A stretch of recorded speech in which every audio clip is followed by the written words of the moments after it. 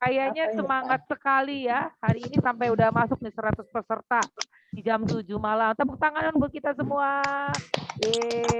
Luar biasa. Buat opa-oma juga luar biasa dan bersemangatnya pada ganteng dan cantik-cantik nih opa-oma. Bapak Ibu yang terkasih, kita akan masuk ke dalam sesi 2. Kita seperti biasa. Nanti tolong semua speaker kita di mute gitu. Nanti host juga boleh bantu mute kalau teman-teman nggak bisa. Dan tolong rename namanya untuk ketua kelompok. Harap diberi kakak, depannya kakak, nama PD-nya, setelah itu nama dirinya sendiri. Tapi kalau bukan yang ketua kelompok, boleh langsung nama PD-nya dan namanya sendiri. Jadi kalau kita boleh di-chat seperti biasa. Yang kedua, seperti biasa nanti setiap pertanyaan boleh ada di kolom chat. Jadi nanti akan dibacakan setelah kita selesai sesi. Sesi pada malam hari ini akan dibawakan oleh Bapak Elvin dan Ibu Rika. Semua dari FKP 3 BPK PKK KAJ. Mari Bapak Ibu, kita akan mulai acara kita pada malam hari ini dengan teman-teman dari tim pujian dari Keranji. Waktu dan tempat saya persilakan.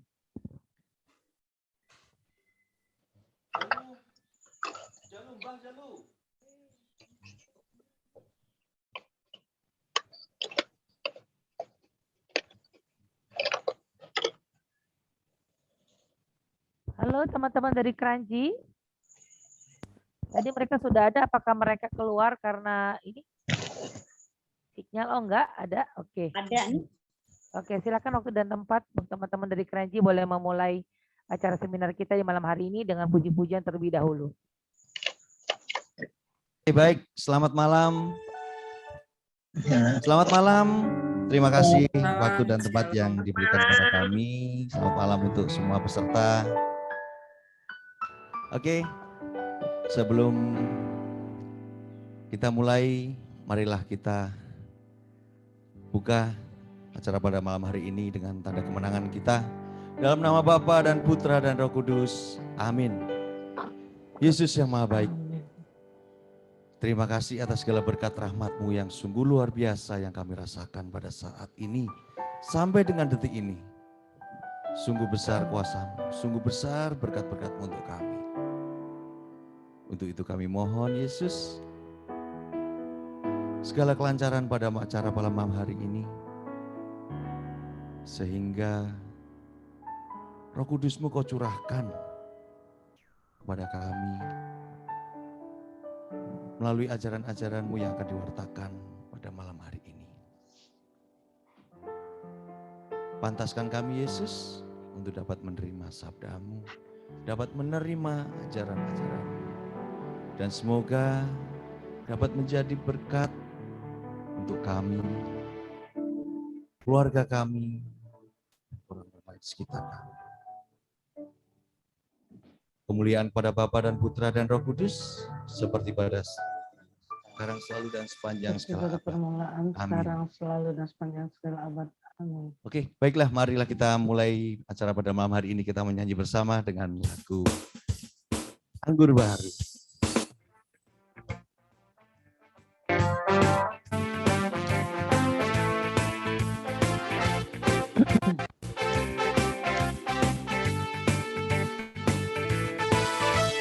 Roh Kudus tercurah di tempat ini, urapannya yang ajaib memulihkan umatnya.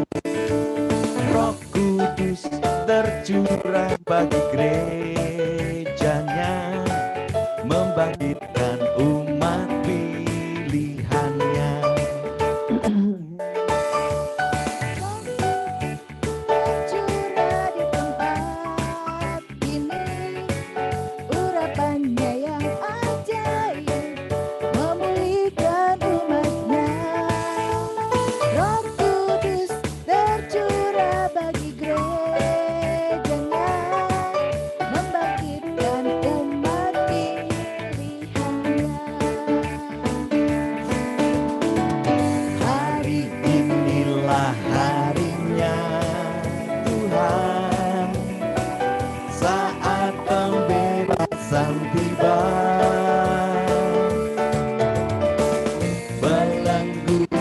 dosa telah dipatahkan. Mari bersorak bagi Dia. Hey, anggur baru tercurah penuhi umatnya dengan sukacita. Oh, minyak baru tercurah berapi umatnya, nyata kuasanya. Hari inilah harinya Tuhan, saat pembebasan tiba. Belenggu dosa telah dipatahkan. Mari bersorak bagi Dia. Hey, anggur baru tercurah penuhi umatnya dengan sukacita. Minyak baru tercurah urapi umatnya, nyata kuasanya. Nyata kuasanya. Nyata kuasanya.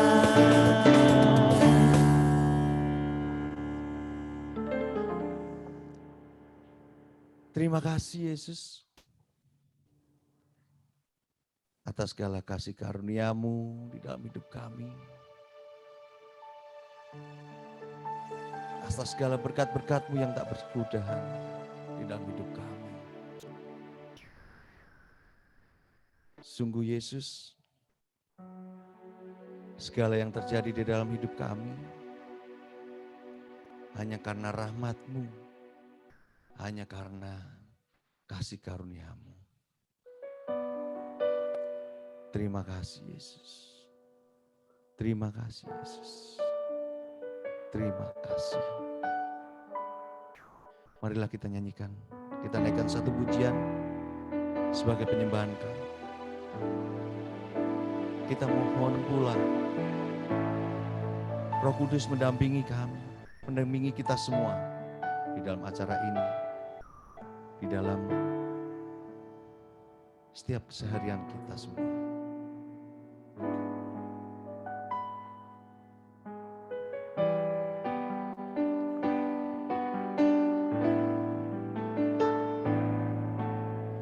Roh Kudus hadir di sini,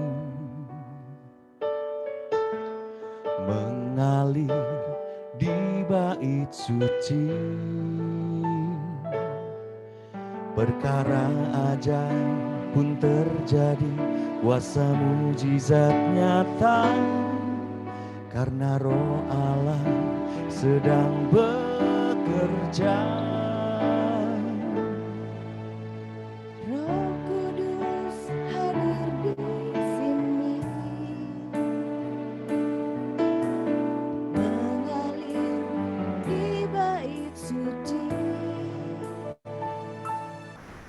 Perkara ajaib pun terjadi, kuasa mujizat nyata, karena Roh Allah sedang bekerja.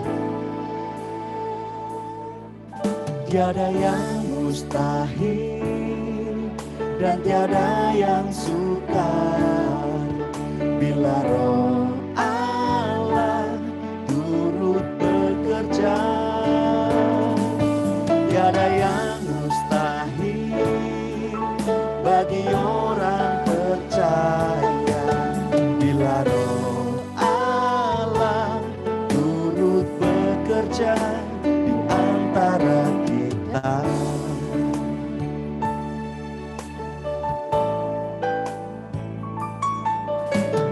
Roh Kudus hadir di sini, mengalir di bait suci. Perkara ajaib pun terjadi, kuasa mujizat nyata, karena Roh Allah sedang bekerja. Tiada yang mustahil dan tiada yang sukar bila Roh Allah turut bekerja. Tiada yang mustahil bagi orang percaya bila Roh Allah turut bekerja. Tiada yang mustahil dan tiada yang sukar bila Roh Allah turut bekerja. Tiada yang mustahil bagi orang percaya bila Roh Allah turut bekerja di antara kita.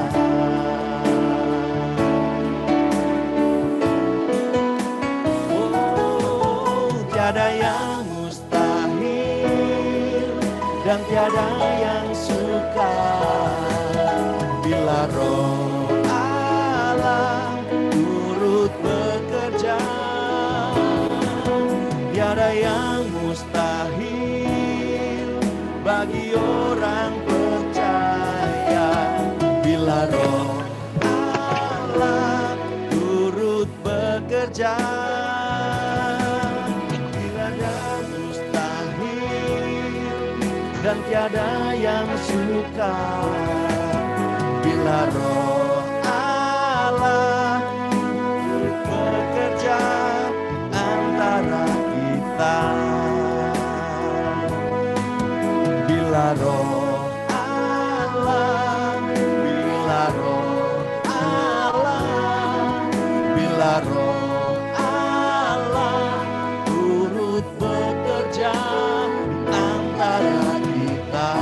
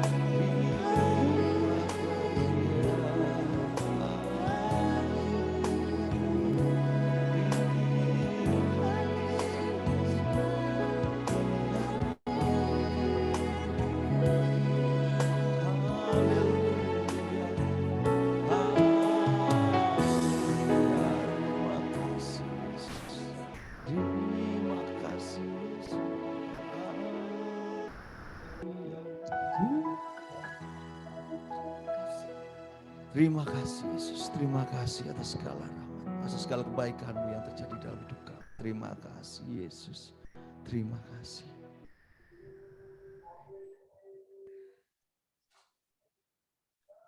Terima kasih Yesus. Semoga semuanya dapat berjalan dengan lancar acara pada malam hari ini. Kau berkati pewarta pada malam hari ini, seminar karunia Roh Kudus yang akan dibawakan oleh Bapak Elvin Suryawijaya pada sesi pertama ini. Semoga semua dapat berjalan dengan lancar, dapat menjadi berkat, dapat menjadi ilmu, dapat menjadi rema di dalam hidup kami untuk pengajaran pada malam hari ini. Kemuliaan pada Bapa dan Putra dan Roh Kudus, seperti pada permulaan, sekarang, selalu, dan sepanjang segala abad. Amin. Dalam nama Bapa dan Amin. Putra dan Roh Kudus. Amin.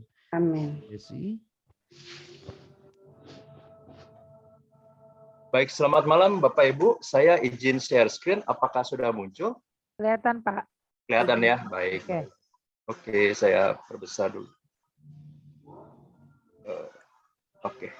Baik, Bapak Ibu, Saudara yang kasih dalam Kristus, selamat malam. Dan saya sangat terberkati secara pribadi kepada tim pujian ya dari Keranji, meskipun lagunya tidak banyak, tapi saya sangat tersentuh. Lagi banyak masalah Bapak Ibu hari ini, tetapi lewat pujian saya juga diberkati. Bapak Ibu, Saudara yang kasih dalam Kristus, sesi 1 kita sudah mendengar sebetulnya detail dari gambaran umum tentang karunia-karunia Roh Kudus. Dan sebetulnya dibagi menjadi 2 gambaran besar. Yang pertama adalah karisma Roh Kudus, yang kedua adalah karunia Roh Kudus.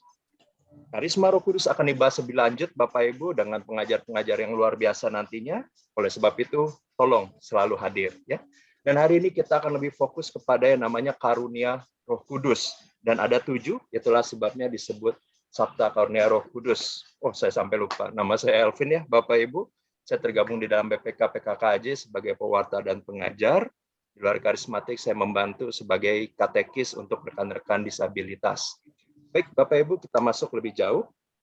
Tujuan utama pertemuan kita pada hari ini adalah mengerti tentang Sabta Karunia Roh Kudus. Dan setiap kali nanti pewarta menjabarkan tentang karunia Roh Kudus, saya ajak kita semua boleh berefleksi. Oh, jangan-jangan saya sudah loh mengalami karunia Roh Kudus ini. Saya sudah loh mempraktekkan karunia Roh Kudus ini ya.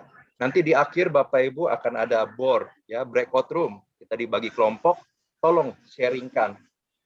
Mana sih Sabta Karunia Roh Kudus mana yang telah dialami dan mungkin dipraktikkan di dalam hidupnya ya. Dan kemudian yang kedua adalah tanpa paksaan.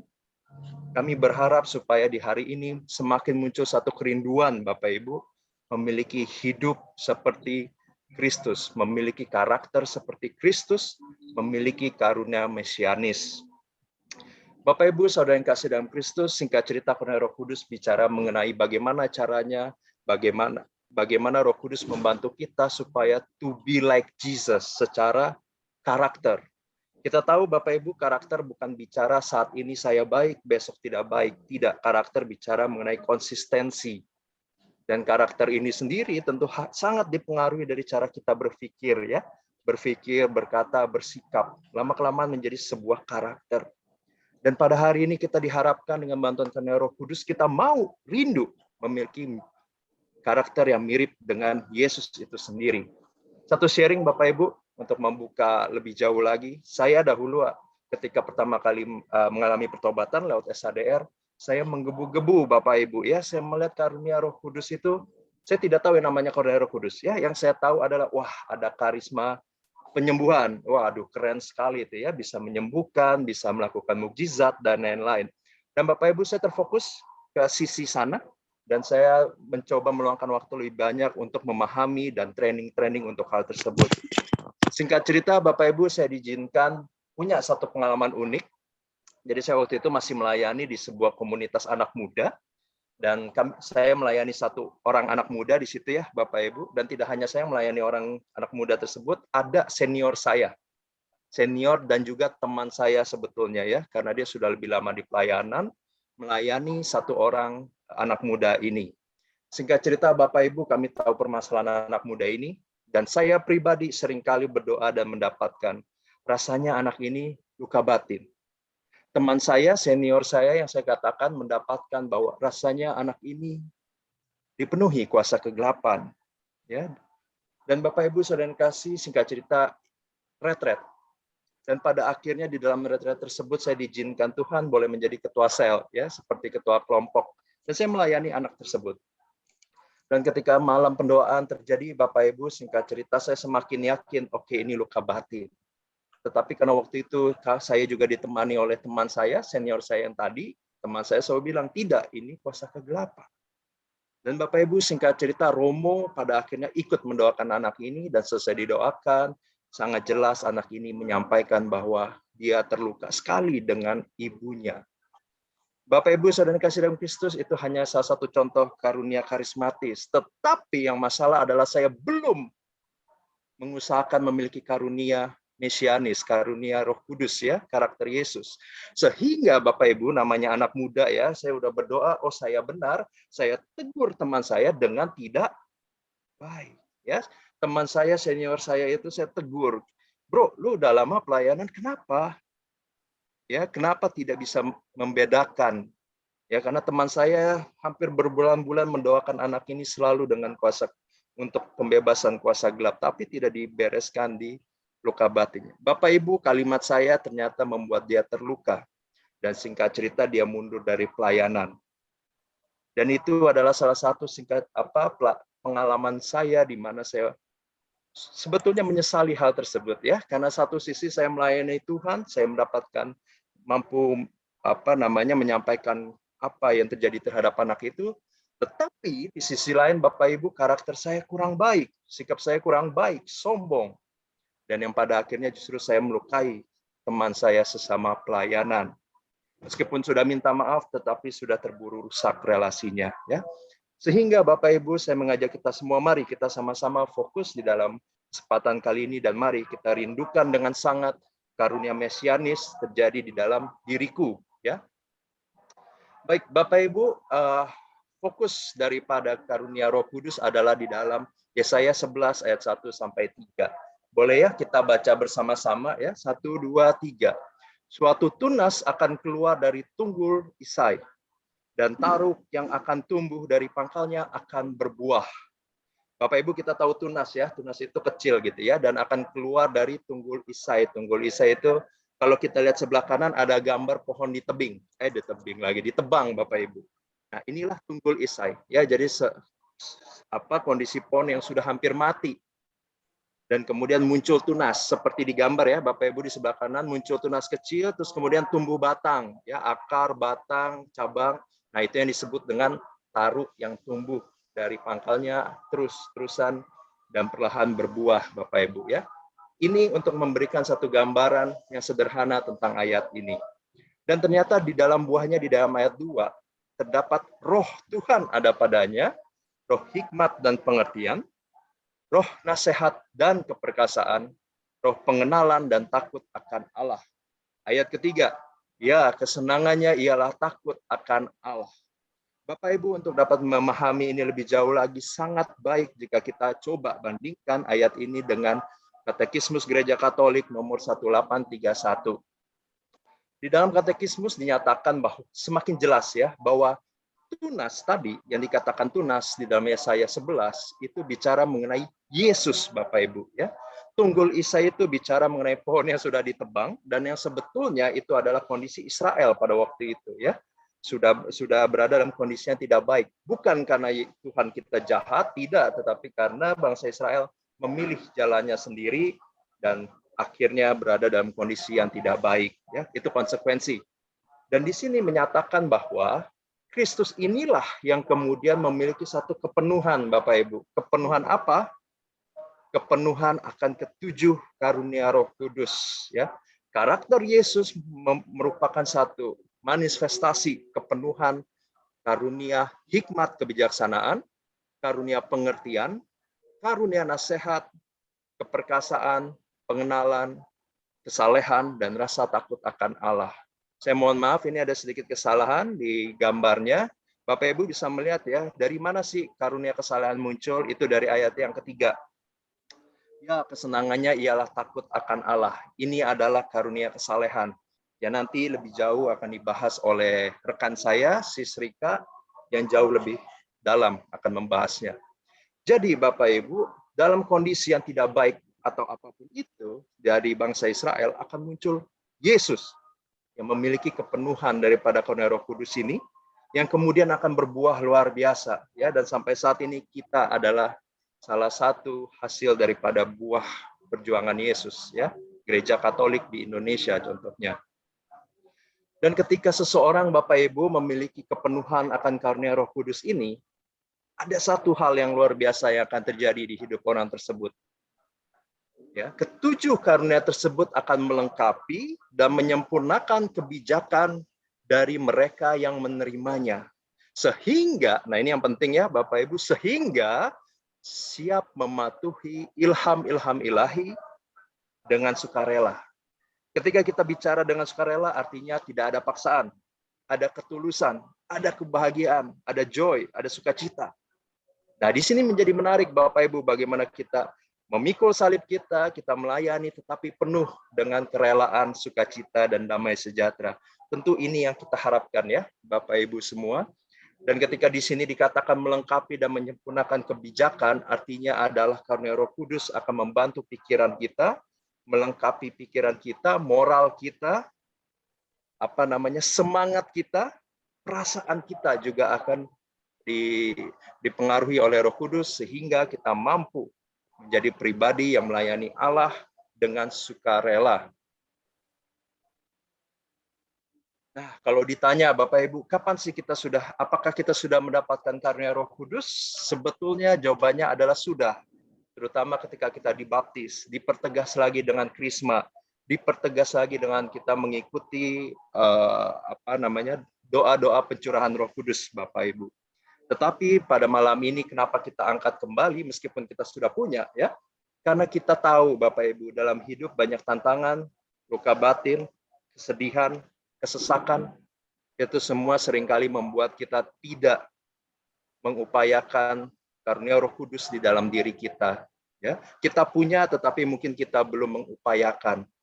Kalaupun sudah mengupayakan, mungkin belum maksimal, Bapak Ibu, karena banyak tekanan. Itulah sebabnya kita perlu nanti di akhir juga akan dipimpin doa oleh Cirika, supaya kita dipenuhi dengan karunia Roh Kudus tersebut. Baik, sekedar tambahan Bapak Ibu, 7 karunia Roh Kudus bisa juga kita sebut sebagai 7 karakteristik ilahi. Ya, kembali saya bilang karakter, bicara mengenai konsistensi, satu sikap, satu kebiasaan. Dan Santo Thomas Aquinas melihat 7 sabta karunia Roh Kudus tadi secara sederhana dan coba mengaitkannya dengan Amsal 9 ayat 10 Bapak Ibu, di mana permulaan hikmat adalah takut akan Allah. Nah, ketika kita coba lihat ya, ternyata Bapak Ibu fondasi dari hikmat kebijaksanaan, karunia hikmat kebijaksanaan, fondasinya sesungguhnya adalah paling dasar adalah takut akan Allah. Nah, inilah yang dikatakan dalam Amsal 9 ayat 10. Ya, semua karunia ini penting, tetapi yang menjadi fondasinya adalah takut akan Allah. Kita akan coba lihat Bapak Ibu, lihat satu persatu mengenai karunia tersebut. Dan kembali lagi saya ingatkan, mari kita berefleksi ya. Mungkin kita sudah mengalami dan kita sudah mempraktekannya karunia-karunia tersebut.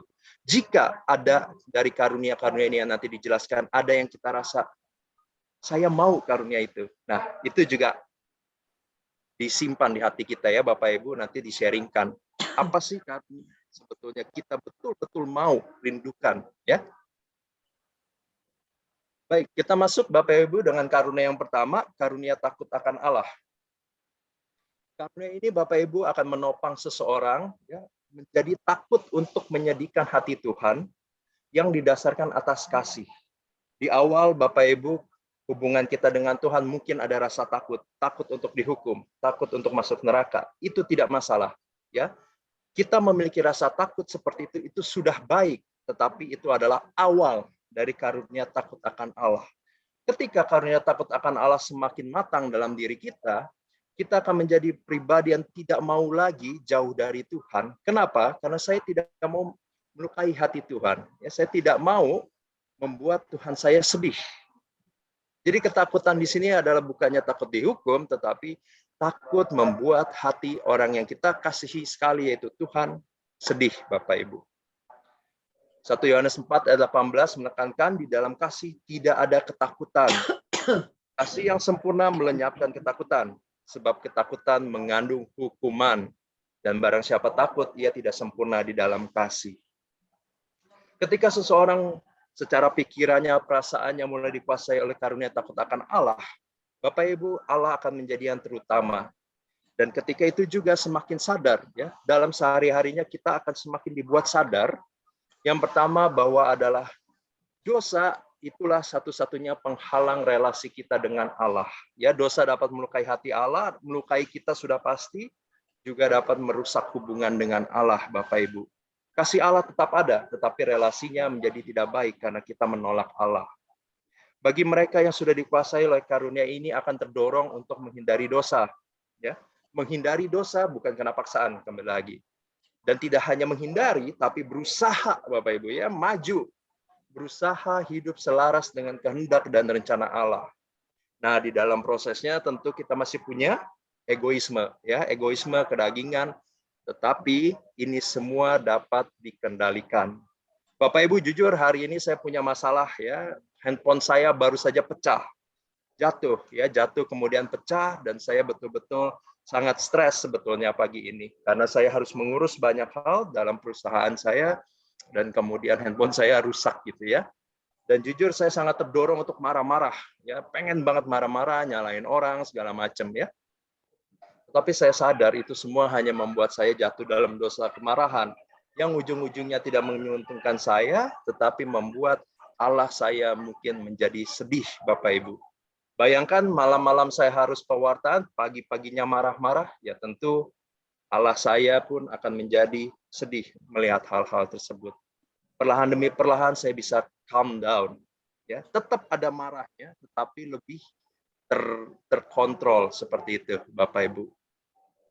Yang kedua, karunia keperkasaan. Ini ada sebuah karunia di mana seseorang akan memiliki satu keberanian untuk mencapai satu misi, Bapak Ibu. Misi ini adalah misi yang diberikan oleh Allah. Misi berbeda dengan ambisi, ya. Ini adalah misi yang diberikan oleh Allah. Orang ini akan punya keberanian, meskipun dia tahu di depannya banyak penderitaan, banyak yang harus dikorbankan, banyak yang harus dilawan untuk mencapai visi Allah tersebut. Mungkin harus menanggung penyakit, penderitaan, penghinaan. Mungkin harus siap, Bapak Ibu, ya, mulai mengutamakan orang lain dan berani mewartakan Kristus dan gerejanya. Filipi 4 ayat 13, segala perkara dapat kutanggung di dalam Dia yang memberi kekuatan kepadaku. Bapak Ibu, saya ingin memberikan satu kesaksian terakhir sebetulnya. Saya punya satu rekan teman, dan teman saya ini punya disabilitas, Bapak Ibu, ya. Dia memiliki disabilitas sejak kecil, sebetulnya karena dia dilahirkan tidak tepat penanganannya oleh para dokter dan para suster pada waktu itu. Singkat cerita, Bapak Ibu, dia sekarang sudah berusia 35 tahun, dan selama dari 0 sampai 35 tahun hidupnya, Bapak Ibu, yang bisa bergerak dengan nyaman hanya kepalanya, ya, kepala kiri kanan gini ya, bisa gerak-gerak. Tangannya tidak dapat bergerak, punggungnya kaku, kakinya kaku dan kecil. Bapak Ibu, saudara yang kasih dalam Kristus, tapi di dalam hati dia merasa dia ingin mewartakan Tuhan karena ada satu pengalaman rohani. Ibunya yang sudah meninggal ketika dia masih muda sekali menitipkan supaya dia melayani Tuhan. Dia punya misi itu, dia kembangkan diri dia, Bapak Ibu. Puluhan tahun dia harus lewati sampai pada akhirnya dia menjadi seorang katekis, dan kebetulan kami bersama-sama menjadi katekis. Ya, saya melihat perjuangan dia, dan pada akhirnya dia mendapatkan misi yang dititipkan menjadi pewarta Allah. Dan singkat cerita saya ajak dia, Bapak Ibu, ya, dia menunjukkan satu keperkasaan luar biasa, dan saya ajak dia untuk sebuah pelayanan. Dan pada akhirnya dia semakin bisa membuat orang lain semakin semangat di dalam Tuhan. Karena karunia keperkasaan ini tidak akan mendatang, seharusnya karunia keperkasaan ini yang sejati, Bapak Ibu, tidak akan mendatangkan kesombongan, tetapi justru membawa kerendahan hati, di mana orang yang mendapatkan karunia ini akan berani, tetapi juga sadar, ya saya berani karena ada Tuhan. Dan semua orang juga dapat menjadi berani karena Tuhan. Begitupun teman saya ini, Bapak Ibu, ya, dia dengan sebegitu bersemangatnya dia, saya ajak dia, dan kemudian di dalam pelayanan kami bertemu dengan orang-orang yang normal, ya, tidak ada kondisi disabilitas fisik, dan itu sangat memberkati. Dia hanya bicara sedikit, orang-orang sudah bertobat, ya, Bapak Ibu, sudah tersentuh dan bertobat. Beda dengan saya mesti banyak ngomong gitu ya. Tetapi itulah manifestasi dari karunia keperkasaan tadi, ya. Begitu banyak tantangan, hinaan, cacian, nggak mungkin lah ngomong aja susah dan lain-lain, ya. Tetapi pada akhirnya dengan karunia keperkasaan dia mampu menyelesaikan misinya. Begitu pula dengan kita, karunia ini ditawarkan kepada kita. 1 Korintus 1 ayat 27-29 untuk penutup boleh kita baca bersama-sama. Sebab Allah memilih orang-orang yang bodoh, yang lemah, agar kemuliaan Allah dapat semakin dinyatakan, dan agar tidak ada orang yang bermegah di hadapannya. Bapak, Ibu, Saudara kasih dalam Kristus, terima kasih untuk waktunya, dan ini adalah akhir dari sesi 1, dan kita akan saya kembalikan kepada WL dan panitia untuk kelanjutan acaranya. Tuhan Yesus memberkati. Oke, terima kasih buat Bro Elvin Suryawijaya buat pengajaran yang luar biasa, singkat, tepat, padat, dan mudah dimengerti ya. Luar biasa. Terima kasih untuk setiap pelayanan pengajaran yang diberikan. Semoga Bro Elvin semakin lebih heran dan besar lagi di hadapan Tuhan, terutama untuk pelayanannya buat para penyandang cacat ya, disabilitas ya. Itu luar biasa, hati yang luar biasa. Tepuk tangan dong buat Bro Elvin gitu ya. Nggak semua orang bisa punya hati seperti itu loh. Diberkati dengan kesehatan, dengan berkat rezeki, dengan berkat damai sukacita yang melimpah. Terima kasih Bro Elvin. Mari Bapak Ibu, kita akan lanjutkan sebelumnya dengan sesi kedua. Saya akan berikan waktu dan tempat kepada tim pujian untuk menaikkan lagu persembahan. Terima kasih. Setiap kolektor yang diberikan akan diberi untuk kemuliaan nama Tuhan. Boleh dinyalakan Pak Syarial? Belum di-mute? Suaranya belum kedengeran? Halo Keranji, suaranya belum kedengeran Pak Syarial? Suaranya belum kedengaran?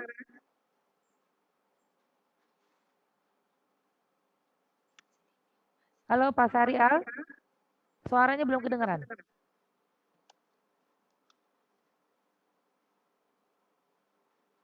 Oke, tolong host, boleh tolong dibuka Pak Heri.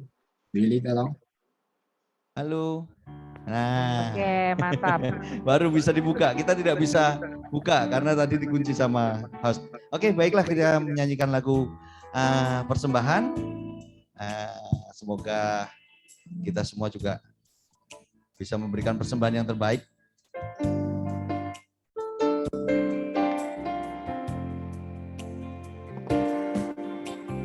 Roh Kudus, Kau hadir di sini. Roh Kudus, ku mengasihimu. Kau lembut, Kau manis, Kaulah penghiburku, penolongku, diutus Bapakku. Roh Kudus, Kau hadir di sini. Roh Kudus, ku mengasihimu. Kau lembut, Kau manis, Kaulah penghiburku, penolongku, diutus Bapakku. Ku buka hati untuk Roh-Mu Tuhan. Ku buka hati menyembah-Mu Yesus. Jamahlah kami, penuhi kami dengan kuasa Allah Maha Tinggi. Ku buka hati untuk Roh-Mu Tuhan. Ku buka hati menyembah-Mu Yesus. Jamahlah kami, penuhi kami dengan kuasa Allah Maha Tinggi. Jamahlah kami, penuhi kami dengan kuasa Allah Maha Tinggi. Baiklah Bapak Ibu, setelah kita bisa membuka hati, marilah mungkin kita bisa bersama-sama membuka dompet dan membuka handphone kita, memberikan persembahan yang terbaik untuk rekening yang tertera di bawah ini. Oke, untuk selanjutnya sesi kedua akan dibawakan Ibu Rika Wirya. Untuk waktu dan tempat kami persilahkan. Iya, terima kasih kepada tim pujian, kepada suara saya sudah terdengar, Yesi? Sudah terdengar, apakah boleh minta tolong host jadikan Ibu Rika sebagai Co-host. co-host? Saya mau izin share Iya, screen. mau izin screen. Sebentar Bu Rika, sebelum masuk saya mau pengumuman dulu buat Bapak Ibu. Oh, sorry, Nanti kita sorry, di sini sorry. ada, nggak apa-apa. Kita akan masuk ke dalam kelompok sharing. Jadi minta tolong teman-teman yang belum di rename, nama depannya dikasih nama PD-nya, setelah itu namanya sendiri. Dan untuk ketua kelompok, tolong dikasih namanya kakak, terus nama PD-nya baru namanya sendiri. Terima kasih, Tuhan memberkati. Saya lanjutkan dengan Ibu Rika. Ya, saya izin share screen sebentar ya. Tadi udah mau ngegas aja. Sudah terlihat? Sudah? Sudah. Oke, sip, Jelas. saya tinggal bikin slideshow. Iya. Nah, mau kecepatan aja tadi pengumumannya belum. Teman-teman sekalian dari Dekanat Bekasi, wow. Selamat berjumpa kembali Pak Heri, Yesi, Pak Handi, semuanya ya. Mudah-mudahan gak bosen ya. Saya Rika Wirya, tadi sudah diperkenalkan. Saya berasal dan diutus dari PD MKK di Meruya. Ya, saya bersyukur saya boleh melayani malam hari ini dengan teman-teman dari Dekanat Bekasi yang super deh kalau soal semangat, belajar, memperkaya semuanya. Dekanat Bekasi top ya, jempolnya 4 ya Pak Heri. Nah, saya menyambung daripada Bro Elvin tadi. Bro Elvin sudah menjelaskan tentang Sabta Karunia Roh Kudus, dan tadi sudah dijelaskan 2 oleh Bro Elvin. Saya tinggal melanjutkan 5 saja karunia ya. Dipilih. Boleh nanti selama mendengarkan pengajaran. Kalau saya kecepatan tolong di rem ya. Yes ya, kadang-kadang suka ngegas gitu. Kebiasaan kalau nyetir disetirin orang nggak mau ngebut, tapi kalau nyetir sendiri ngebut gitu ya. Nah, saya akan menjelaskan 5 karunia yang terdapat di dalam 7 atau Sabta Karunia Roh Kudus. Dan nanti setelah itu saya akan berdoa buat teman-teman dan Bapak Ibu, kemudian kita akan bersharing masuk dalam breakout room. Tadi Bro Elvin sudah menjelaskan, yang pertama karunia takut akan Allah, kemudian 2 karunia keperkasaan, wow gitu ya. Nih karunia keperkasaan, tapi bukan bicara keperkasaan soal fisik, tetapi di dalam rohani, di dalam iman, dan di dalam semua melayani ya. Sekarang saya masuk ke dalam bagian yang ketiga, yaitu karunia kesalehan. Bapak Ibu, teman-teman, Pak Heri deh saya tanya dah, Pak Heri, kalau bicara saleh, ini kan karunia kesalehan ya, kata dasarnya dari saleh. Yang terpikir, yang terbetik dalam pikiran Pak Heri itu apa Pak? Kalau bisa bicara saleh gitu, apa Pak Heri? Menurut saya saleh itu ya gambarannya sih seturut dengan apa yang sudah diajarkan Tuhan ya, jadi orang baik lah seperti itu. Mantap. Mantap nih Pak Heri, karena sudah nih pasti udah punya karunia kesalehan, makanya bisa jawab dengan tepat. Nah, saleh itu kan seringkali kita kalau bercanda gini ya, wah kalau dikirimin makanan tiba-tiba ada bakmi gitu ya, pas lagi lapar, tadi siang saya begitu loh, pas lagi lapar banget karena pagi itu memang saya nahan makan, begitu jam 12 kurang 5, teman saya ada yang ngirim makanan, tiba-tiba ada foto, Ci itu supir saya ada di depan, waduh saya bilang ini namanya pucuk dicinta ulam tiba, pas lagi lapar mau makan siang, ada yang kirim gitu ya, nasi kucing 4 biji enak banget. Nah bicara mengenai saleh, ya terus biasanya nih bercandanya gini, waduh rezeki anak soleha gitu ya, rezeki anak saleh gitu ya. Nah apakah saleh yang seperti itu? Iya, tadi Pak Heri sudah menjawab dengan tepat. Orang yang menjalani sesuai dengan kehendak Tuhan ya. Atau kalau dulu saya pikir gini, saleh itu kan kudus gitu ya, kudus banget gitu ya, berarti orang yang aduh demikian baik luar biasa ya. Maka dikatakan orang yang menerima atau mempunyai karunia kesalehan adalah orang yang memiliki kasih sejati yang mendalam dengan Allah. Dulu saya keliru, saya pikir orang yang kudus itu orang yang nggak pakai macam-macam deh, pokoknya hidupnya cuma doa doang, orang yang lempeng banget. Ternyata Bapak Ibu teman-teman, saya baru tahu ternyata karunia kesalehan itu adalah mempunyai relasi yang intim sekali dengan Allah. Tetapi dia tetap tinggal hidup di dalam dunia seperti biasa, menuruti panggilan hidupnya masing-masing.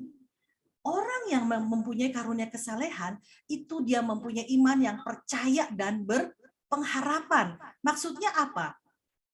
Di dalam Roma 8 ayat 15 dikatakan, percaya kepada Allah yang penuh kasih, sama seperti seorang yang percaya kepada bapaknya. Teman-teman, Bapak Ibu, kita mungkin ada yang memiliki putra dan putri ya.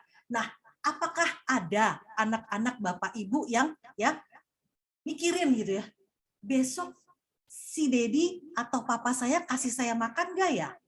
Kan nggak ada anak-anak yang berpikir seperti itu. Dia yakin dan percaya sepenuh-penuhnya bapaknya atau ibunya pasti akan memberi dia makan. Ya, ini keadaan umumnya ya, normalnya.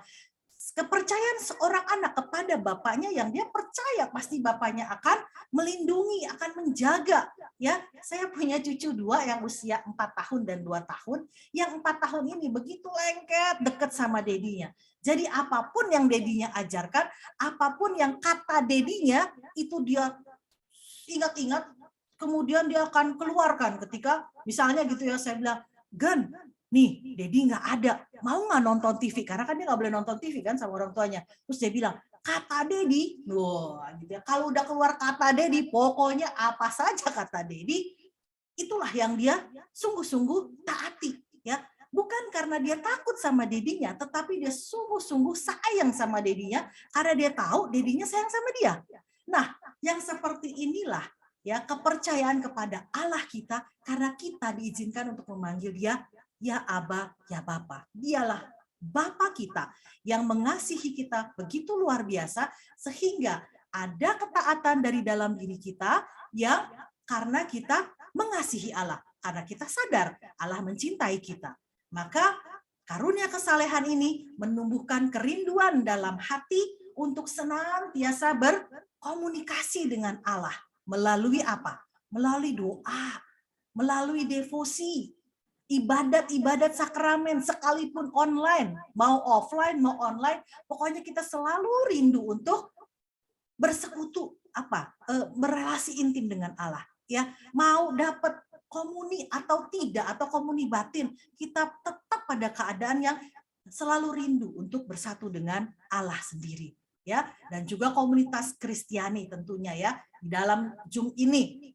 Dulu awal-awal banyak teman-teman juga di dalam komunitas saya, nggak enak PD online, nggak berasa nggak enak milih untuk nggak ikut ya, tunggu sampai nanti boleh ketemu online.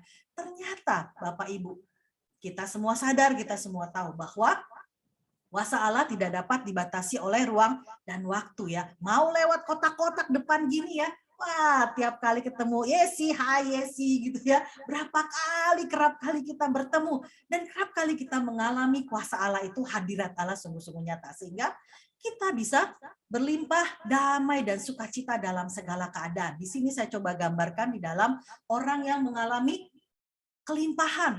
Aku datang untuk memberi hidup yang berkelimpahan ya, sukacita dalam segala keadaan, baik pandemi maupun tidak pandemi. Kita mengalami sukacita dan damai sejahtera, bukan bicara soal kekayaan atau materi ya, teman-teman Bapak Ibu sekalian. Nah, orang-orang yang dikaruniai kesalehan, kita lihat ya, kita belajar siapa saja sih orang-orang. Ini ada banyak di dalam Alkitab, tapi saya contohkan 2 ini ya. Kita lihat di sini siapa gambarnya yang di tengah-tengah singa ini ya. Saya juga sedang kemarin mengajarkan kepada cucu saya bagaimana kisah Daniel ya, dicemplungin ke dalam suatu penjara di mana dikelilingi oleh singa-singa, tapi singanya nggak doyan makan Daniel ya. Dalam hubungannya dengan sesama, karunia kesalehan dapat menempatkan sesama sebagai saudara-saudari di dalam Kristus.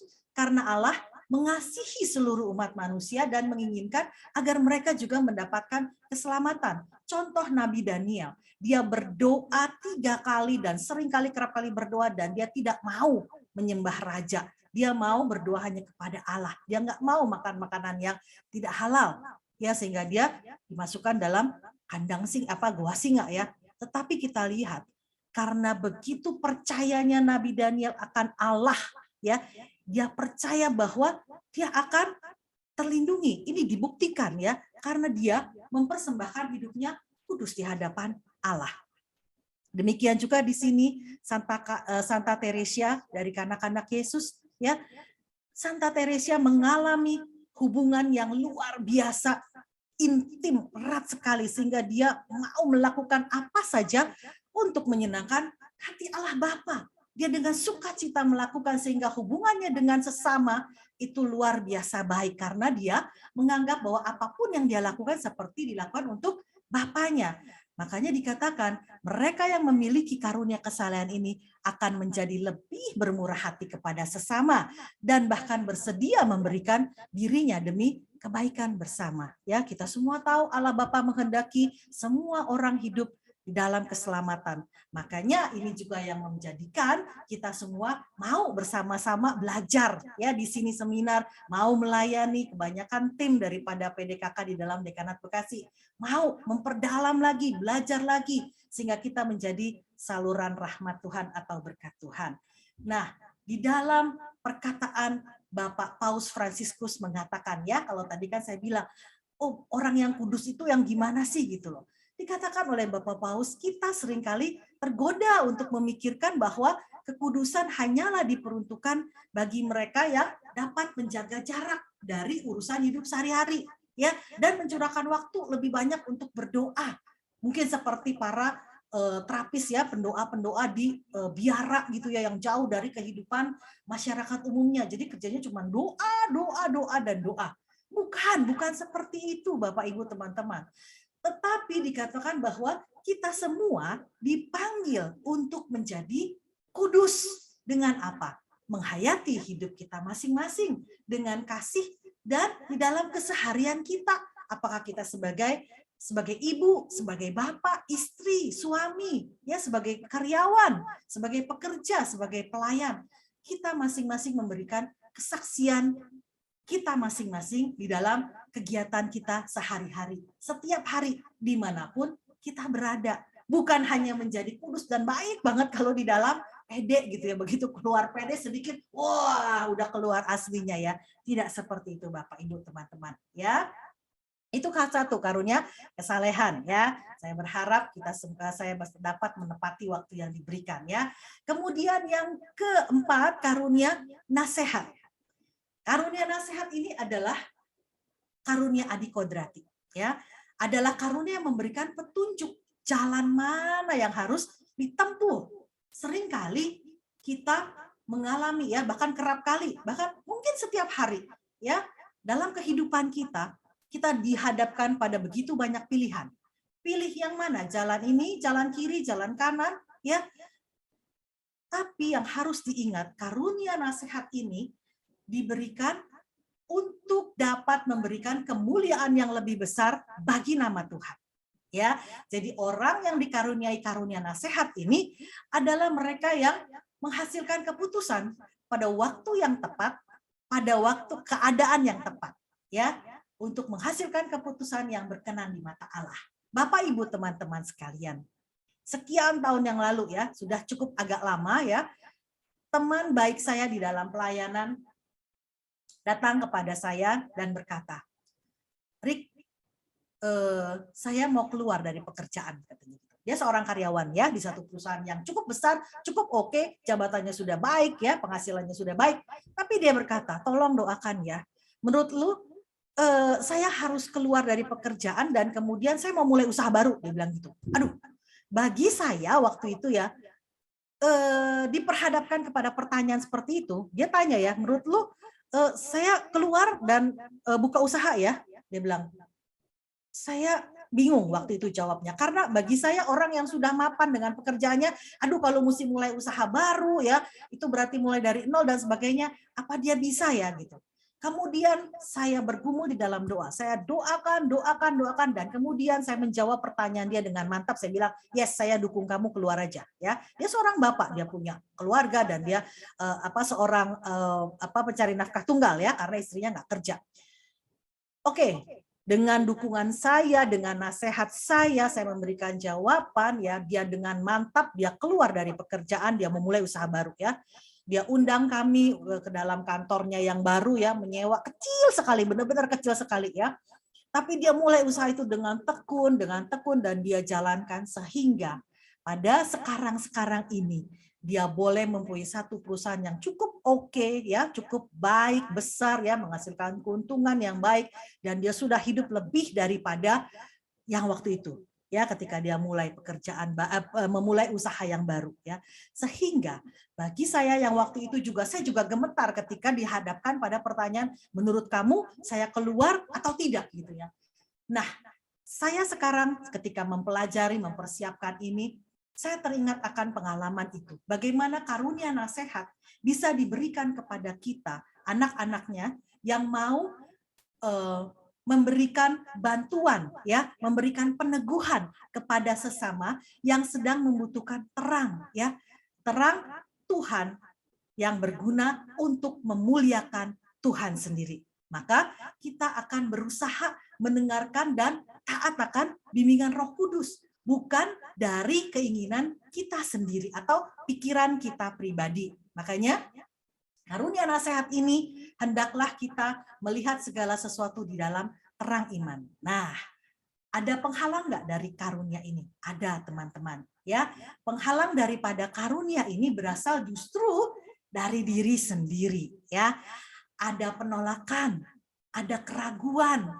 Bener nggak ya? Kayak tadi kan saya, aduh, bener nggak ya saya memberikan nasihat ini? Ya, keluar aja. Ya, kalau dia sukses, kalau dia gagal gitu kan, terbayang-bayang gitu. Aduh, ntar dia salahin saya gitu ya. Nah, ini juga termasuk adalah salah satu penghalang dari karunia ini. Juga ketidaksabaran akan bimbingan Roh Kudus. Pengen cepet-cepet kita nasehatin. Ya udah, kamu ambil jalan ini aja, kamu ambil jalan kanan aja. Ternyata salah gitu ya.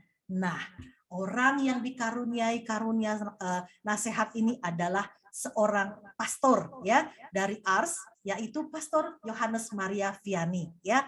Dia seorang imam diosesan yang sederhana. Pada waktu lulus aja, Pastor Maria Vianney ini dia lulus dengan mungkin dengan catatan gitu ya, udahlah dilulusin aja gitu, karena Pastor Vianney tidak terlalu pandai atau tidak terlalu pinter, ya. Maka dia ditempatkan untuk berkarya di suatu gereja yang udah rusak, jauh terpencil di tempat yang jauh gitu ya. Umatnya sederhana, dengan pertimbangan nggak banyak problem-problem dari umat di sana, sehingga dia takut nanti kan kalau dia namanya kurang pinter ya, nanti menyesatkan umatnya. Tetapi dalam kenyataannya Pastor Yohanes Maria Vianney justru menghadapi umat dengan problem-problem yang sulit dipecahkan. Namun dengan penerangan Roh Kudus, Pastor Yohanes Maria Vianney justru dapat memberikan nasihat yang tepat. Banyak sekali umat yang dilayani begitu tersentuh dengan nasihat-nasihat dan bimbingannya. Ya, bahkan ada seorang suster yang sudah sakit parah datang diberikan nasihat oleh Pastor Maria Vianney, disuruh kemana, dan kemudian betul sembuh dan tertolong nyawanya, hidup sampai usia 89. Padahal sebelumnya sudah dinyatakan akan meninggal. Ya, jadi contoh-contoh orang kudus seperti ini yang biarlah bagi kita memberikan teladan, ya. Bagaimana kita juga rindu untuk diberikan karunia nasihat. Kemudian ini untuk menguatkan ayat 1 Korintus bab 1 ayat 26 sampai 29 tadi sudah disampaikan oleh Brother Elvin, ya. Tetapi apa yang bodoh bagi dunia justru dipilih Allah untuk memalukan orang-orang yang berhikmat, dan apa yang lemah bagi dunia dipilih oleh Allah untuk memalukan apa yang kuat. Ya, ketika kita dipilih, kita diberikan karunia nasihat, mari kita gunakan sekali lagi untuk kemuliaan Allah. Ya, 2 sudah karunia, sekarang kita masuk lagi kepada karunia pengenalan akan Allah, atau seringkali juga disebut karunia pengetahuan. Nah, apa itu karunia pengetahuan? Saya tampilkan gambar di sini, ya. Saya juga belum pernah pergi ke sini gitu ya. Make a wish ya, kita semua bisa ke tempat yang luar biasa indah ini ya. Ada cahaya di langit. Ini juga saya coba tampilkan karena saya belum pernah pergi, tapi kalau melihat gambar-gambar luar biasa. Kenapa saya tampilkan gambar ini, Bapak Ibu teman-teman? Melalui karunia pengenalan akan Allah, seseorang dapat menemukan makna dari berbagai hal sederhana yang dialami sehari-hari dengan menghubungkannya dengan kehendak Allah. Nah, susah banget ya kalimatnya ya. Tetapi mari saya sederhanakan seperti ini. Orang yang diberikan karunia pengenalan akan Allah akan memandang segala sesuatu yang dia lihat atau dia rasakan, dia temukan, dia bisa menemukan dan mengenali, oh ini Allah loh yang menciptakan. Ini pekerjaan Allah loh. Ini karya Allah loh. Ya, menemukan dan mengenal Allah melalui ciptaannya. Bapak, Ibu, teman-teman, Sis Yesi, saya belum pernah ke tempat ini, tadi saya katakan, tapi saya norak ketika saya pertama kali ke luar negeri dan ketemu salju gitu ya, norak banget gitu ya. Saya sampai berpikir gini, aduh dingin banget sih ini. Ini kira bagi saya waktu itu ya, saya berpikirnya gini, ini seperti seluruh dunia ini dipasangin AC yang segede apa ya, bukan segede gajah. Rasanya ini dunia dipakein AC sama Tuhan gitu ya. Ini dinginnya dingin banget gitu ya, karena waktu itu saya pergi dalam salju yang minus berapa derajat yang dingin banget gitu. Karena kan kita terbiasa di Jakarta panas gerah. Saya juga nggak tahan dengan gerah gitu. Saya suka dingin. Tapi ketika saya waktu itu pergi, saya sampai takjub luar biasa. Ini siapa yang bikin udara dingin seperti ini? Allahku luar biasa. Ya. Atau bukan yang hal-hal spektakuler seperti tadi mungkin ya. Bapak Ibu teman-teman melihat setangkai bunga yang indah banget gitu ya. Setangkai mawar yang bisa warnanya macam-macam ya. Sehingga membuat berpikir, ini kok Allah yang luar biasa memberikan warna yang begini cantik, begitu harum ya, ada warna biru, hitam, merah dan sebagainya, bukan dicelupin tapi sungguh-sungguh asli ya. Maka dikatakan orang yang diberikan karunia pengenalan akan Allah itu mudah tersentuh dengan sukacita dan rasa syukur sekalipun lewat hal-hal yang sederhana ya. Bagaimana Tuhan tadi dikatakan Bro Elvin, orang yang cacat disabilitas tetapi begitu dia mewartakan, begitu dia mengajar, orang banyak yang tersentuh. Dan di dalam tokoh perjanjian lama ada Nabi Elia. Bagaimana dia dipelihara hidupnya oleh seekor burung gagak. Yang kita tahu burung gagak itu kalau cuma buka mulutnya orang udah takut gitu ya. Karena setara dengan kematian gitu. Tapi kita lihat Nabi Elia dipelihara oleh burung gagak. Maka di sini dikatakan di dalam Kebijaksanaan 13 ayat 1-3 ya.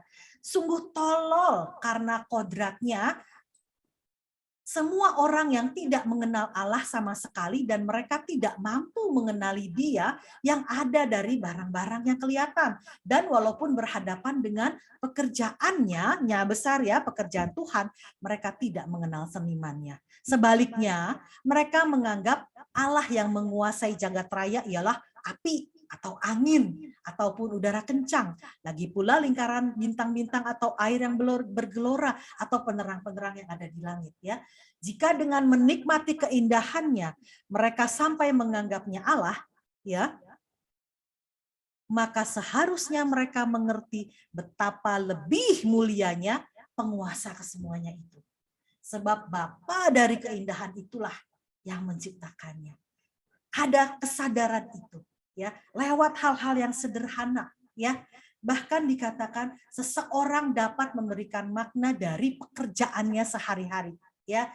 Artinya semua pekerjaan jika dilakukan dengan jujur, bersungguh-sungguh dan dengan motivasi untuk mengasihi Allah dapat menjadi cara bagi kita. Di sini saya tampilkan seorang pengajar di Harvard University ataupun Yale University ya, almarhum Henry J.M. Nouwen. Ya, di dalam buku halaman 32 dikatakan dia menemukan sukacita sejati yang mendalam sekali ya lewat pekerjaannya untuk melayani orang-orang disabilitas. Sekalipun dia adalah seorang dosen hebat ya, begitu banyak quote ya kalau kita cari dalam Google, banyak sekali dia punya quote yang bagus-bagus ya, dia seorang yang pintar sekali, tetapi dia mau mengabdikan dirinya untuk menjadi pelayan di sebuah panti orang cacat. Dan dia sungguh dapat merasakan Allah hadir nyata di dalam pekerjaannya sehari-hari. Dia menemukan kasih dan sukacita yang sejati. Ya, kerap kali kita juga heran, bingung melihat kok orang pandai, orang pinter ya mau melakukan pekerjaan hal-hal sederhana. Tapi justru dia menemukan sukacita sejati. Maukah Anda untuk menerima karunia pengenalan akan Allah? Saya lanjut kepada karunia pengertian, dua terakhir daripada seluruh karunia yang kita pelajari malam hari ini. Karunia pengertian adalah karunia yang memungkinkan seseorang untuk mengerti kedalaman misteri Allah. misteri kasih Allah. Apa sih misteri kasih Allah itu? Ya, ada di dalam Yesaya 1 ayat 18. Sekalipun dosaku merah seperti kirmisi, ya, Allah akan mengubahkan seputih salju. Sekalipun dosa kita di masa lalu begitu kotor, begitu bejat, rasanya kita orang yang tidak pantas. Tapi ketika kita datang, kita mau bertobat, kita mau merubah arah hidup kita, Allah menerima kita dan menjadikan kita seputih salju. Dia menerima kita dengan penuh kasih. Inilah kita dimengertikan oleh karunia pengertian ini. Seumpama sinar ya, kalau ada matahari gitu kan ya, menerangi akal budi kita, celong gitu ya. Apa yang kita tidak mengerti, bacaan harian teman-teman baca kitab suci setiap hari ya, kalimat-kalimat kata-kata di dalam kitab suci yang kita baca nggak ngerti apa maksudnya, apa maknanya. Tetapi dengan karunia pengertian, kita dibukakan begitu jelas. Oh, ini loh maknanya daripada sabda Tuhan. Jelas, itu seperti terang gitu ya, seperti kita tadinya gelap, gulita, tiba-tiba ada terang, celeng ya. Membuka mata hati kita akan makna kitab suci, dan bukan hanya mengerti tetapi kita dimampukan untuk menjadi pelaku-pelaku firman ya. Bahkan juga kita menemukan ayat-ayat yang tepat bagi sesama kita, bagi teman-teman, bagi sesama yang membutuhkan bimbingannya ya. Kerap kali ada firman yang teringat, itu yang dikatakan menjadi rema. Kita pernah dengar gitu ya waktu kita PD, waktu kita lagi ikut pengajaran, ada teman yang membutuhkan, kita bisa dengan tepat memberikan. Ya, tadi karunia nasihat, kita memberikan nasihat yang tepat karena kita mengerti akan Tuhan. Raja Daud di dalam Mazmur 119 ayat 34 mengatakan, buatlah aku mengerti, maka aku akan memegang Tauratmu, aku hendak memeliharanya dengan segenap hati. Ya, biar kita semua boleh berkata seperti Raja Daud ini. Buatlah aku mengerti ya Tuhan. Ya, maka aku akan memegang Tauratmu. Karunia pengertian kembali membutuhkan kerendahan hati. Semua karunia membutuhkan kerendahan hati. Tapi khusus di dalam karunia pengertian, hati-hati supaya kita tidak jatuh dalam pemahaman kita sendiri. Waduh, hebat kan tuh. Saya bisa ngerti dong, saya bisa menafsirkan dong ayat suci, ya kan? Ayat Alkitab dalam kitab suci. Hati-hati Bapak Ibu teman-teman sekalian. Karena keyakinan yang berlebihan akan kepandaian kita dalam menemukan kebenaran Allah, sehingga itu malah menutup hati bagi karunia pengertian dari Roh Kudus. Ya, padahal karunia pengertian ini akan memberikan gambaran yang jelas akan tujuan akhir kita semua. Ya, kita menikmati surga, tempat yang Allah Bapa sediakan bagi kita. Dan terakhir, ini adalah karunia yang paling akhir ya, karunia yang sangat-sangat dibutuhkan oleh kita semua sebagai umat Kristiani, yaitu karunia hikmat kebijaksanaan ya. Kita menjadi lebih peka akan kehadiran dan bimbingan Allah dalam hidup sehari-hari. Sungguh Bapak Ibu ya, ada lagunya kan, ketika ku hadapi kehidupan ini, jalan mana yang harus kupilih, yang tadi ya karunia ya, kita dihadapkan pada banyak pilihan ya. Saya waktu keluar dari satu perusahaan yang lama ketika mengalami tahun 2008 ya, ekonomi dunia mengalami kehancuran, saya bekerja di financial market. Saya harus pindah ke perusahaan yang lain. Bagaimana saya bisa memilih di antara begitu banyak pilihan? Yang saya andalkan adalah apakah ada hadirat Tuhan di dalam perusahaan yang baru yang saya mau masuki. Ya. Karunia kebijaksanaan menuntun kita menjadi lebih peka akan kehadiran dan bimbingan Allah dalam hidup sehari-hari. Ya, kita mampu menempatkan Allah di atas segala-galanya. Bahkan di atas kepentingan pribadi ataupun keinginan pribadi. Pada waktu itu kemudian saya menyesali pilihan saya, kok kenapa saya masuk di perusahaan yang C ini, kenapa saya enggak yang itu, padahal itu lebih menjanjikan. Kemudian saya lihat meruntut kepada kejadian sesudah itu, bahkan sampai hari ini. Ya, Tuhan siapkan semuanya. Bahwa saya bisa bekerja dari rumah setiap hari, saya nggak usah keluar dari rumah, saya bekerja setiap hari WFH, seterusnya. Ya, dan bisa melakukan segala hal banyak. Ya Tuhan mau berikan waktu untuk saya bisa belajar dan belajar lagi. Bapak Ibu, orang yang dikaruniai kebijaksanaan ini, hikmat bijaksana, dia seperti orang yang buta warna, ya. Orang buta warna kan nggak bisa lihat warna, cuma ada hitam putih doang. Tapi dia diberikan kacamata yang cocok, kacamata yang untuk orang buta warna, sehingga begitu dia melihat, wow, begitu banyak warna ternyata di sekitarnya. Dia mampu memandang dari sudut pandang yang lain. Orang yang diberikan karunia hikmat kebijaksanaan itu mampu memandang penderitaan yang dialami dengan kacamata iman. Ya, di sini dikatakan sebagai kesempatan untuk menghayati penyelenggaraan Allah dalam hidup. Ya, mampu berkata-kata di dalam penderitaan, di dalam sakit. Kita bisa mengerti, kita bisa mampu melihat bahwa oh, saya sakit untuk supaya Tuhan sembuhkan dan nama Tuhan dimuliakan. Lah kalau nggak ada yang sakit gimana dong ceritanya? Ya, ada sharing iman, ada sharing kesembuhan, ya kan? Nah, masa kita nggak mau? Nah, seperti inilah karunia kebijaksanaan. Ya, mampu memandang penderitaan dari sudut kacamata iman, dari sudut pandang Allah yang mau menyatakan sesuatu untuk kemuliaan namanya. Ya, di sini dikatakan ya contoh di dalam Alkitab yaitu kita tahu Raja Salomo ya bagaimana dia dengan bijaksana bisa dalam dua orang ibu yang bertikai memperebutkan seorang bayi ya. Raja Salomo menjadikan contoh ya, dia contoh yaitu seseorang yang mampu menempatkan Allah di atas segala-galanya. Bahkan mengenali kehampaan dalam hal-hal duniawi. Jeelah ya, luar biasa banget ya. Kita nggak hanya memikirkan sosmed, memikirkan berapa banyak follower, berapa banyak yang like, berapa banyak yang lihat kegiatan kita. Tapi lewat karunia kebijaksanaan memungkinkan kita melihat segala sesuatu dari kacamata Tuhan. Mampu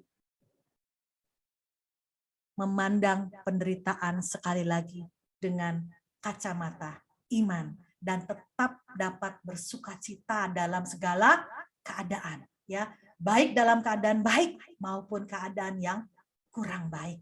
Maka seperti Rasul Paulus katakan di dalam Filipi bab 1 ayat 21, karena bagiku hidup adalah Kristus dan mati adalah keuntungan. Kita ingat Rasul Paulus bagaimana dia dulu seorang penganiaya pengikut Kristus, kemudian dia berbalik hidupnya justru menjadi seorang pewarta Kristus.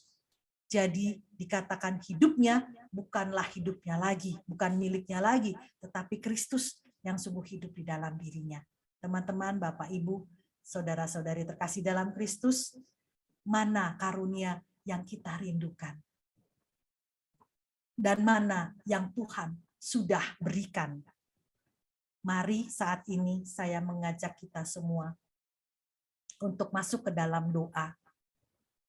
Saya mau berdoa bagi teman-teman Bapak Ibu sekalian untuk doa mohon sabta karunia. Ya.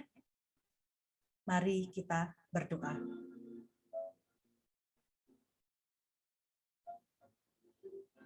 Datanglah ya Roh Hikmat, turunlah atas diri kami. Ajarilah kami menjadi orang bijak, terutama agar kami dapat menghargai, mencintai, dan mengutamakan cita-cita surgawi.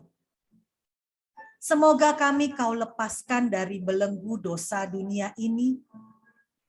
Datanglah roh pengertian, turunlah atas diri kami. Terangilah budi kami, agar dapat memahami ajaran Yesus Sang Putra dan melaksanakannya dalam hidup sehari-hari.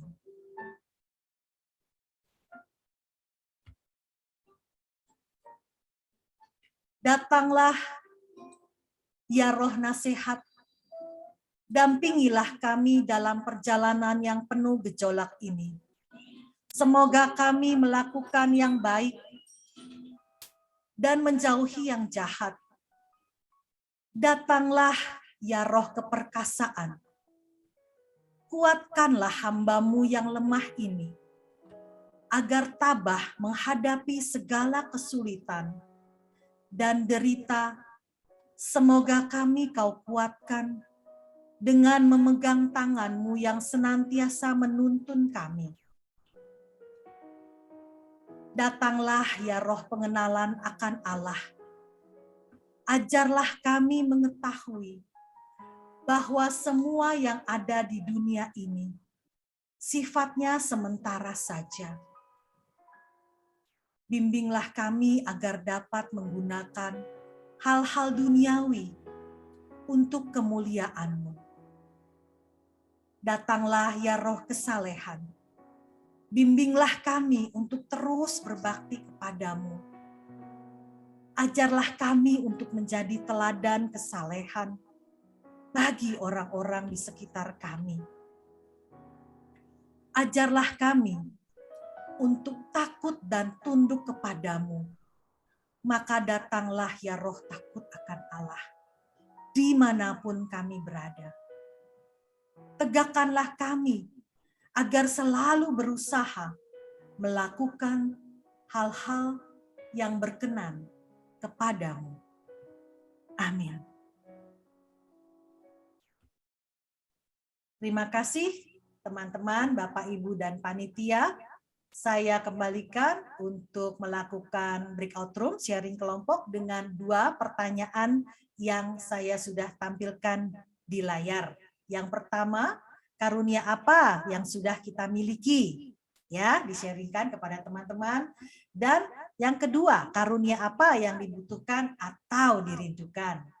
Dalam waktu 30 menit, saya pikir sudah cukup ya kita untuk bersharing satu sama lain. Saya silakan Yesi, Tuhan memberkati. Selamat bersharing. Oke, terima kasih buat Sis Rika. Kita tepuk tangan dulu dong buat Sis Rika. Terima kasih buat pengajarannya yang luar biasa. Tuhan memberkati, semoga Cirika tambah sehat, diberkati dengan damai sukacita, berkat rezeki juga yang melimpah ya. Terima kasih buat kehadirannya di sini. Dan Bapak Ibu, kita akan masuk ke dalam kelompok sharing di breakout room. Nanti akan dibagi oleh Pak Heri sebagai hostnya. Kita cukup duduk diam saja, nanti akan masuk otomatis ke dalam breakout room. Waktu untuk sharing 30 menit. Nanti juga akan terpanggil pulang sendiri gitu ya. Oke, pertanyaan sharing tadi sudah ditayangkan, boleh difoto atau ada di dalam kolom chat. Terima kasih, Tuhan Yesus memberkati, selamat sharing. Silakan host membagikan kelompok sharing.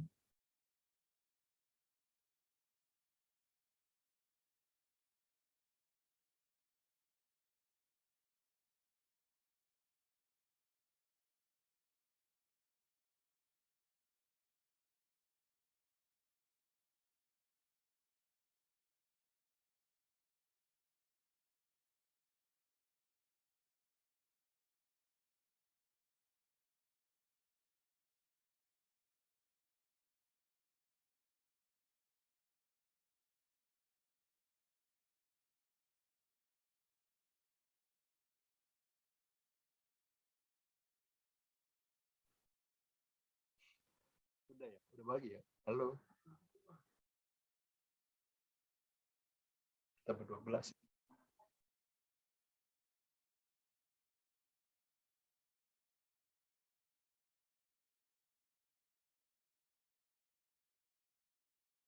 Gak bisa update. Waktu. Iya, tapi kita harus tetap strict the rule.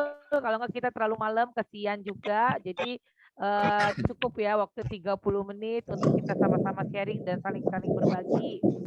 Bapak Ibu yang terkasih, saya pengumuman dulu terakhir. Minggu depan kita akan tetap berkumpul di jam dan waktu yang sama.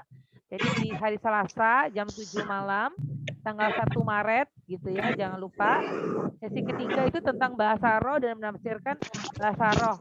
Dengan pengajarnya adalah Bapak Johannes Teddy dan Ibu Yedi Pantau. Jadi kalau misalnya teman-teman gitu diminta untuk tidak sampai terlambat karena kami jam 6:30 pasti sudah ada gitu. Jadi jam 7 kurang 15 diharapkan teman-teman semua hadir supaya kita nggak bertumpuk-tumpukan karena kalau sudah mulai acara dan teman-teman baru masuk itu kadang-kadang jaringan yang membuat kita jadi lemot suaranya satu sama lainnya. Gitu ya teman-teman. Terima kasih buat teman-teman dari FKPP yang sudah hadir, untuk Pak Thomas dan teman-teman yang lain yang sudah hadir setia buat Dekanat Bekasi. Tuhan Yesus memberkati dengan lebih indah lagi. Sebelum kita tutup seminar kita di malam hari ini, kita akan berfoto terlebih dahulu. Karena kalau tutup dan lagu penutup biasanya pada pulang. Kita foto dulu ya. Karena soalnya nggak ada pisang goreng. Kalau ada pisang goreng, nah, Pisang goreng juga nggak ada bisa pisang dimakan, goreng. Bu. Nggak bisa Nggak doyan dimakan. pisang goreng, yes. Gambar doang. Paling nggak jadi Tunggu pelotot. pisang goreng dari Cikarang. Oh, jauh benar. Silakan dibuka videonya ya. Volunteernya ya. Yuk, ayo kita foto Kirim dulu. pakai lewat JNE. Dengan doa dari Terima kasih, Kak Mas. Sampai ketemu. Malam semuanya.